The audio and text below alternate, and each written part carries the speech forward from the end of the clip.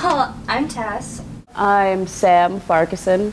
I'm Jamie Chrisman. I'm asexual, which is actually defined as not experiencing sexual attraction, which means like if people might look at someone and be like, wow, that person's attractive, I'd really like to get with them or something, like asexuals just don't really feel it. Well, I identify as gender neutral, so I go by they, them, their pronouns. To me, a common question I get asked is, oh, is this a political statement? Is this you saying no to the patriarchy? I'm like, no, this is me saying I don't feel like a boy or a girl. The analogy that I had was just imagine waking up one day with a Donald Trump mask glued on your face. Like, you know that you're not Donald, but everyone sees you as Donald. So the only way to kind of get people to, like, your inner self is to change your outward appearance. So Sam Kellerman, who's an activist and comedian, he offers a really nice way of distinguishing between the different factors that we might be talking about when a conversation on gender comes up.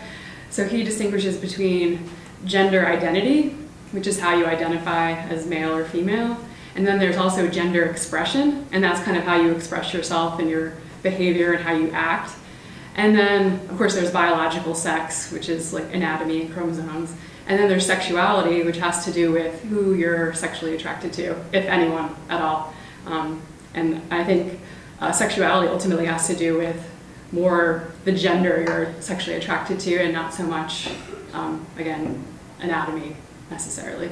Like, I know I'm not a girl, like, and I know I'm not a boy, but I'm like, I don't know what the hell I am, and it bothers me because it's like, what do I do? There's only two things. And they all smiled and they're like, no, like, it's a spectrum. And I'm like, what? I think all of those different elements can kind of be on a continuum.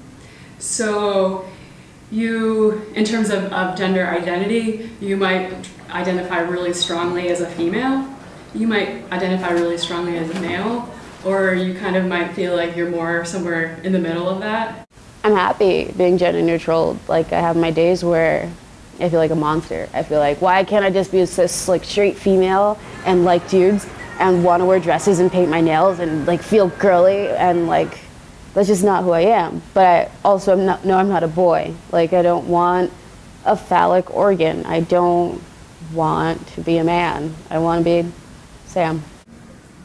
And I think cisgender is, you know, people who are privileged in the sense that their gender identity does match up with their sex assigned at birth, but people just oftentimes take that for granted and they don't really recognize it as a privilege or as something they're lucky to have. Yeah. It's just, yeah, it's hard to kind of be a trans person in society today. I mean, like, a ton of people get killed just for being trans. And I used to, every time I walked outside, I used to be scared that, you know, someone would like bully me or punch me or something. I've gotten confronted a few times. Yeah. I freak out every time I have to tell someone. And I've had people tell others that I'm trans without my knowledge, like before I even meet the person, and that annoys me because it's a safety issue. I mean, I think anybody who's sort of genderqueer in the sense that they don't conform to very traditional gender roles is probably going to face some sort of stigma. And I think it's gotten a little bit better, but we still have a long way to go. Yeah, there's enormous amounts of anxiety. I used to get panic attacks all the time.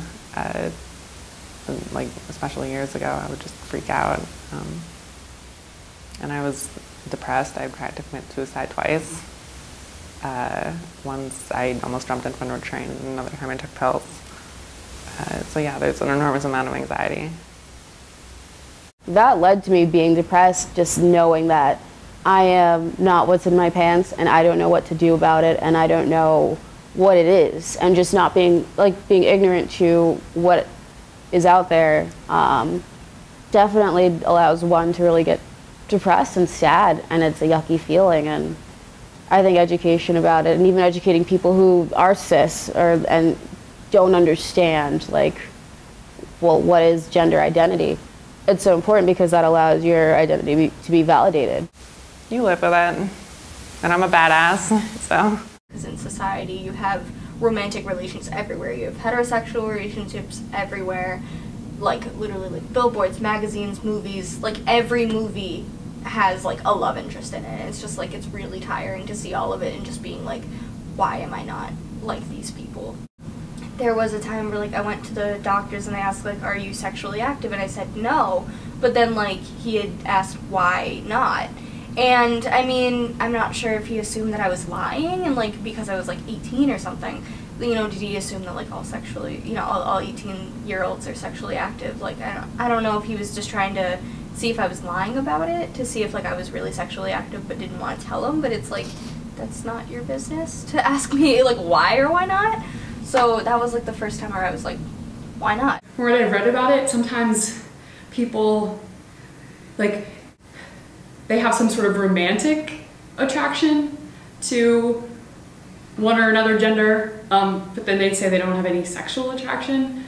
And I guess that's hard for people to understand too, because I mean, partly because for many people those like sexual like desires are very strong for them and like central to their lives when it comes to all this stuff surrounding gender and sexuality. And sometimes I think sexuality is really the driving piece of it, like being different in that way because people have such charged reactions.